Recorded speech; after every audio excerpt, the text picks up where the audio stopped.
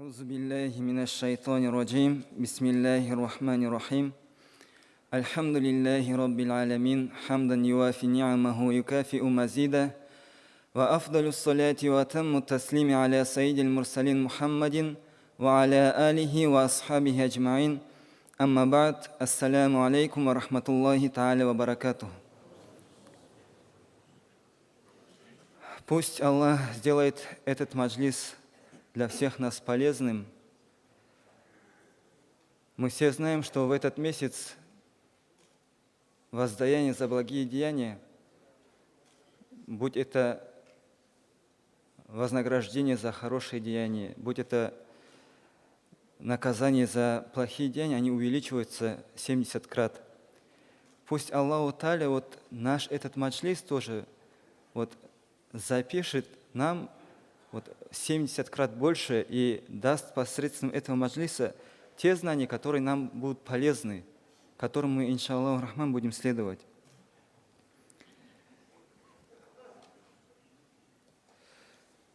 Мы все знаем, что этот мир и то, что мы в этом мире оказались, является не случайным. Если обратить на то, что нас окружает, весь этот мир, все, что в нем есть, это все создано для того, чтобы служило человеку. Но порой бывает так, что люди служат этому миру.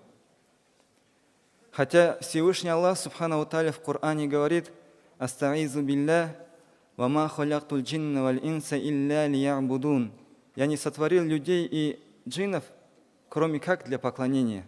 То есть все мы, рабы Аллаха, являемся творениями, которым было повелено поклоняться Всевышнему Аллаху Субханаху Тааля. И все мы знаем, что мы рождены,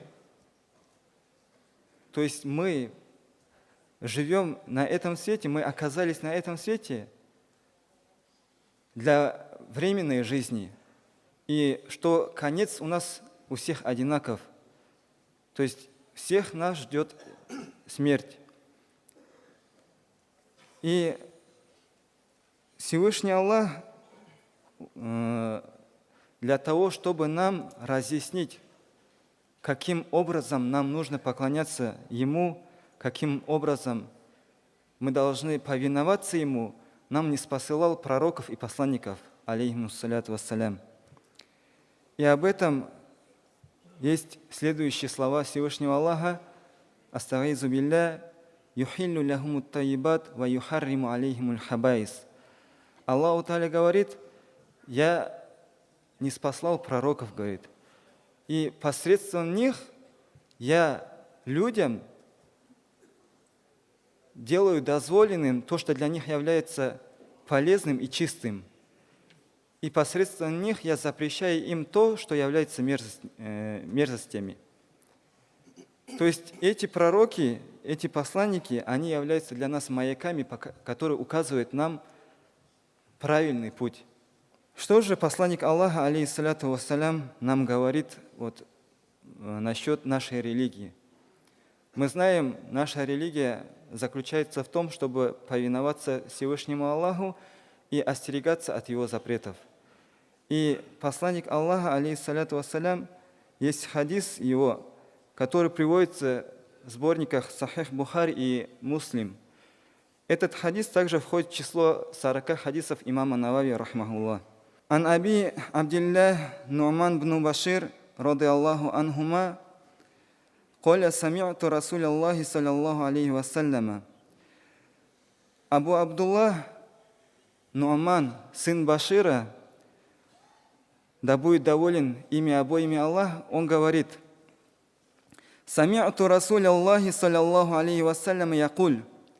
Я слышал, как посланник Аллаха, алейхиссаляту вассалям, говорил: «Инналь халяля байинун, ва инналь харама байин». Поистине дозволенное является очевидным, и поистине запретное тоже является очевидным. «Ва байнахума умурун муштабихатун ля я'лямухунна касирун минан нас». А то, что между ними бывает, говорит, это сомнительные дела, относительно которых многие люди не имеют ясного представления. «Фаман иттақа шубухати фақад истабра'a лидинихи ва ирдихи». И тот человек, который остерегается от сомнительного, он освобождает себя от сомнительного, тем самым сохраняя свою религию и свою честь. «Ваман вака фи шубухат вака фил харам. Карраги яра хауля хима юшику ан ярта фихи». А тот человек, который занимается сомнительным, этот человек, он приходит к совершению также и запретного. Ибо он подобен пастуху, который пасет свое стадо около заповедного места. У кого стадо вот-вот уже зайдет на это место. «Аля ва инна ликулли маликин хима». И посланник Аллаха, алейхиссаляту вассалям, говорит, у каждого царя есть свое заповедное место, говорит. «Аля ва инна хималлахи мухаримаху». А заповедным местом Всевышнего Аллаха является его запреты, то, что нам запретил Всевышний Аллах. «Аля ва инна фил джасади мудгатан, иза солихат солихал джасаду куллуху, ва иза фасадат фасадаль джасаду куллуху. Аля ва хияль кульб». И посланник Аллаха, алейхиссаляту вассалям, говорит, что в теле человека есть кусок плоти. Если этот кусок плоти является хорошим, то и тело становится хорошим. Если же этот кусок плоти приходит в непригодность, то и тело становится непригодным. И посланник Аллаха говорит, что этот кусок плоти является сердце. О чем же говорит нам этот хадис? Давайте постараемся вникнуть в изречение посланника Аллаха, алейхиссаляту вассалям. Посланник Аллаха говорит, что халал является очевидным, так же, как и харам является очевидным. Какой пример можно привести? Никто же не скажет, что заниматься земледелием на своей территории является запретным. Все скажут, что это является дозволенным. И никто не скажет, что заниматься на чужой территории, владелец которого не разрешает, там заниматься земледелием, никто не скажет, что это является дозволенным, так как это является запретным. А то, что между этими бывает, это является сомнительным. То есть то, что между халалом и харамом бывает, это является сомнительным, как говорит посланник Аллаха, алейхиссаляту вассалям. И многие люди относительно этого не имеют ясного понимания. И тот человек, который предохраняет себя, остерегается от сомнительного, он же сохраняет свою религию, правильно же? Он сохраняет свою честь. А тот, кто, наоборот, употребляет, использует сомнительное, конечно же, есть опасность, что он может попасть и в харам. Здесь посланник Аллаха, алейхиссаляту вассалям, приводит очень хороший пример. Он приводит пример пастуха, который пасет свое стадо возле заповедного места. То есть на границе территории, другой территории. У нас как бывает? Бывает у нас пастбища, и иногда бывает возле этих пастбищ, люди сажают свое сено. Все же люди знают, что на чужом поле нельзя пасти своих овец. Правильно же? Что же будет человеком, который будет пасти своих овец на границе с полем другого человека? Он же может попасть в запретное. Почему? Потому что в том месте, где обычно пасутся барашки, там не бывает столько травы. Видя столько сена, эти барашки же сами будут туда уходить. То же самое и с нашим нафсом, уважаемые братья. Вот эго человека, вот внутренний мир человека тоже так же устроен. Когда мы будем заниматься сомнительными, вот наш внутренний мир, он тоже будет играть. Когда будет видеть что-то хорошее, вот легкий заработок, когда человек увидит, он тоже будет стремиться к этому. И сам не поймет, как он попадет вот, в запретное. И посланник Аллаха, алейхиссаляту вассалям, говорит, вот у каждого правителя есть свое заповедное место, то есть у каждого правителя бывают свои границы. А границами Всевышнего Аллаха является то, что Он запретил.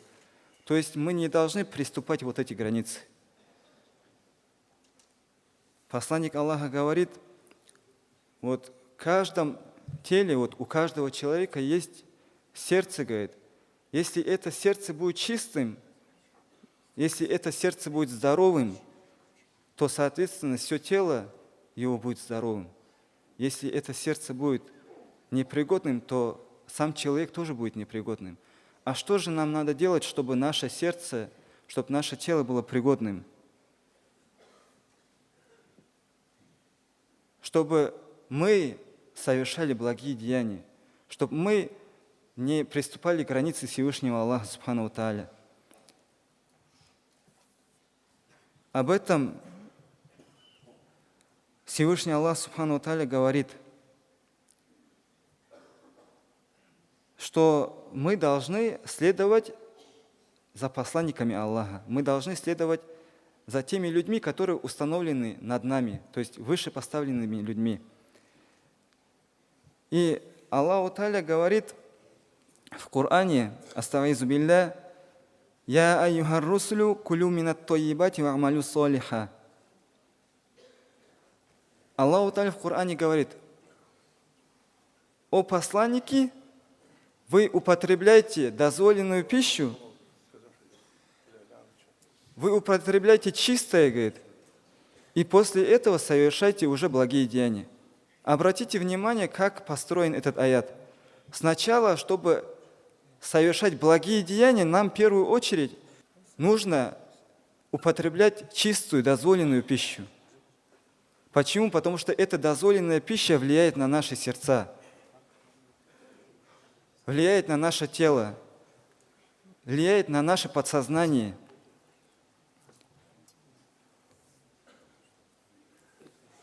И об этом также свидетельствует следующий хадис посланника Аллаха, алейхиссаляту вассалям. Этот хадис передается от Абу Хурайры, роды Аллаху анху. Посланник Аллаха, саллаллаху алейхи вассалям, говорил, «Инна Аллаха тойибун ля якбалю илля тойиба, ва инна Аллаха амара аль-му'минина бима амара бихиль мурсалин». Посланник Аллаха, алейхиссаляту вассалям, говорит, что Всевышний Аллах, Он пречист. То есть Аллах пречист от всех недостатков. И Аллах принимает только чистое. Аллах Тааля повелел нам, му'мининам, то есть верующим людям, то, что Он повелел посланникам. А что Он повелел посланникам? Он повелел посланникам, чтобы они употребляли дозволенную пищу и после этого совершали благие деяния. Также Всевышний Аллах, Субхану Тааля, обращаясь к нам, в Коране говорит, «Аузу билляхи минаш шайтани раджим, я айюхаллазина аману кулю минат тойибати ма разакнакум». Всевышний Аллах нам говорит, «О уверовавшие, вы употребляйте в пищу то, что является чистым, дозволенным из того, что мы вас наделили». Однажды один человек, один сподвижник, его звали Саад, он обращается к посланнику Аллаха, алейхиссаляту вассалям, и говорит, «О посланник Аллаха, я делаю дуа, но мое дуа не принимается», говорит. «Что же мне делать?» Он спрашивает. Тогда посланник Аллаха, алейхиссаляту вассалям, сказал, «Ты, говорит, очищай свою еду, ты употребляй чистую еду, и тогда твое дуа тоже будет приниматься».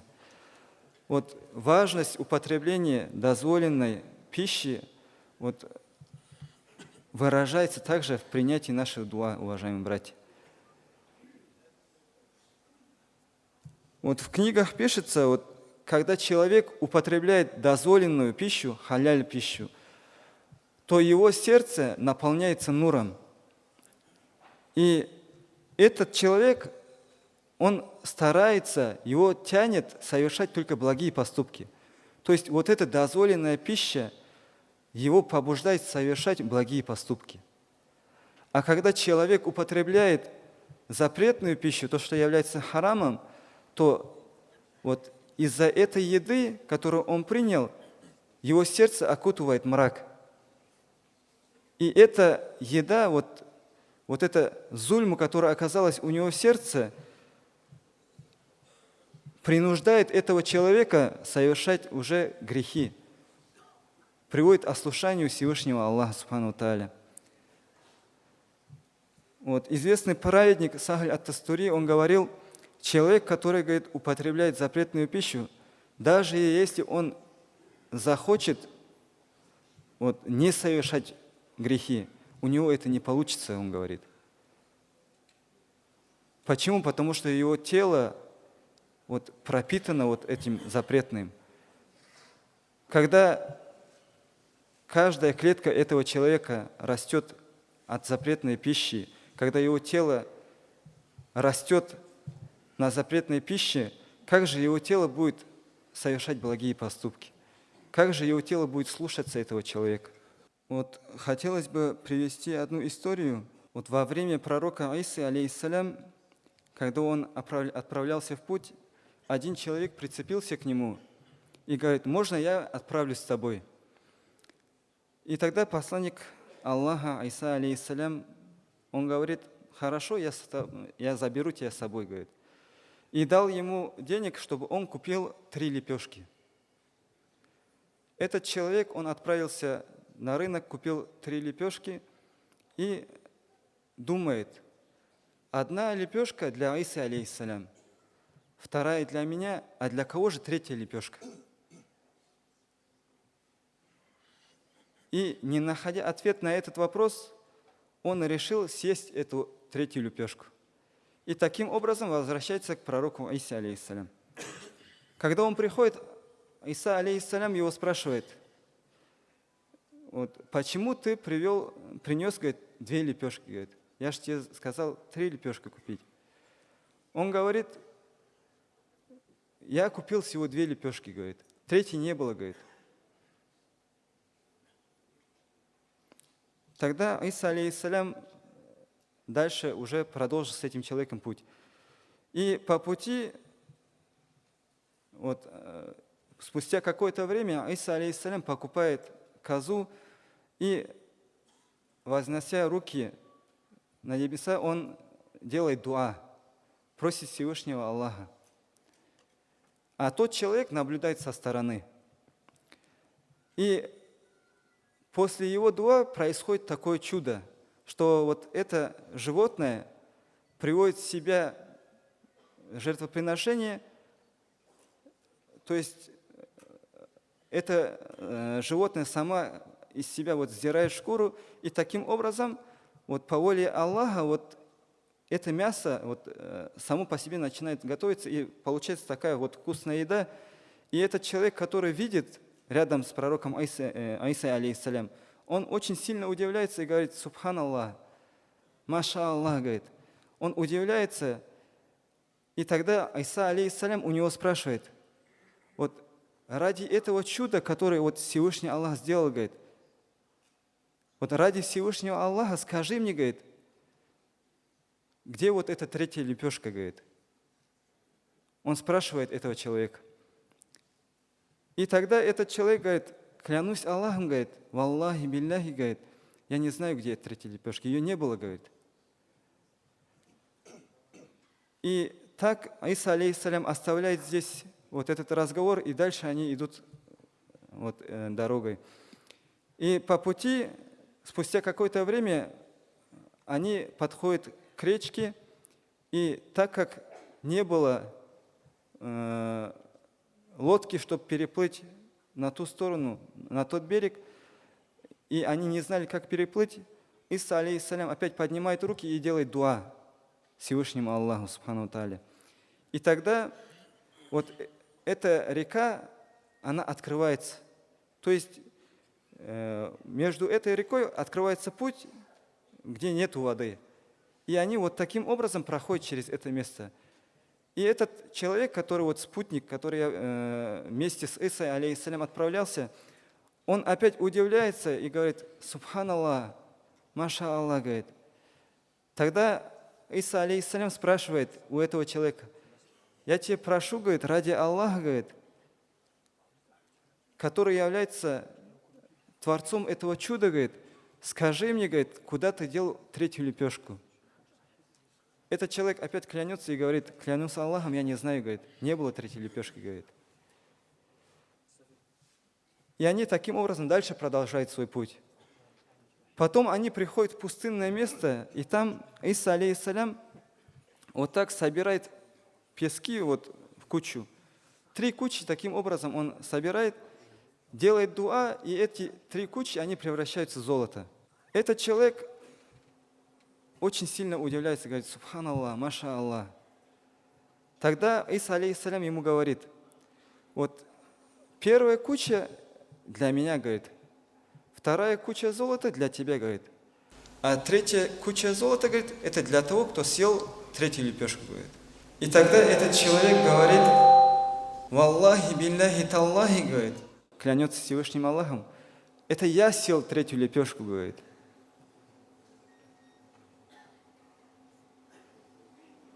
Это я съел третью лепешку, он говорит тогда, когда увидел, что это золото достается ему. То есть ради этого мирского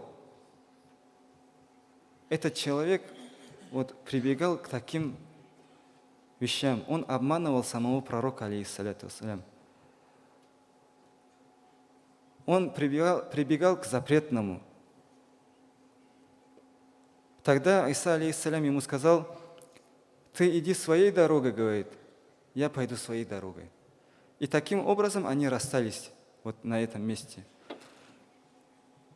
Этот человек остался вот с 3 кучами золота. И на этот момент приходят разбойники на это место. Видят, что этот человек вот имеет 3 кучи золота, и убивают этого человека.